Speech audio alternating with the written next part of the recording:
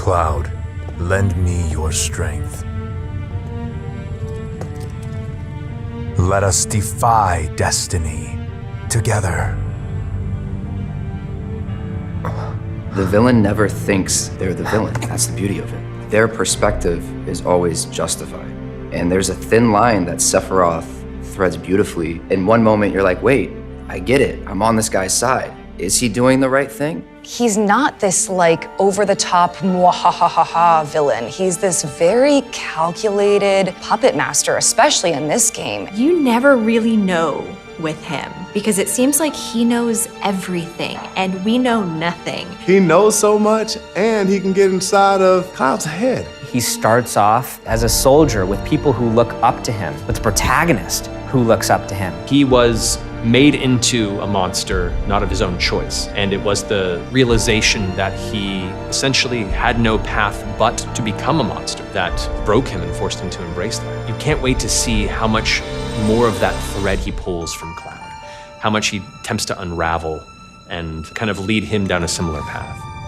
7 seconds till the end. Time enough for you, perhaps. But what will you do with it? Let's see.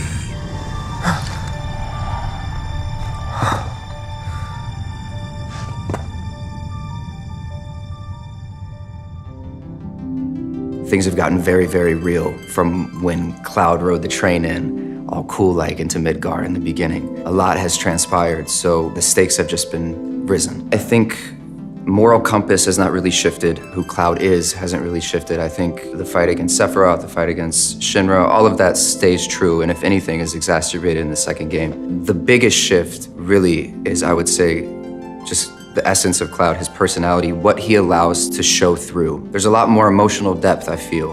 I think every relationship that Cloud has is important in its own way. It's dynamic because with every person we see a little bit of different side of Cloud. Cloud interacts with Barrett in a very different way than how he interacts with Tifa. His vulnerability with Tifa is also very different than his vulnerability with Aerith. In the first game, the scenes with Aerith going through the rooftops and kind of traversing the slums, there was so much raw and honest interaction between the two, and I feel like it peeled back so many layers for the both of them. The water tower scene, that's definitely one of my favorites.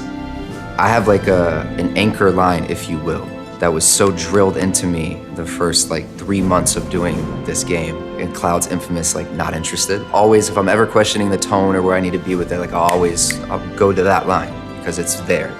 There's an exterior to Cloud, and that's what most people see initially, and that's that tough, abrasive, cold, almost disheartened exterior shell. In the first game, we kind of got introduced to Cloud that way, and slowly, as the game progressed, we got to peel away the layers. We got to see what was inside. The second game, we get to really see the core of Cloud, the emotional depth, the vulnerability, the likability, the goofball-esque, if you will.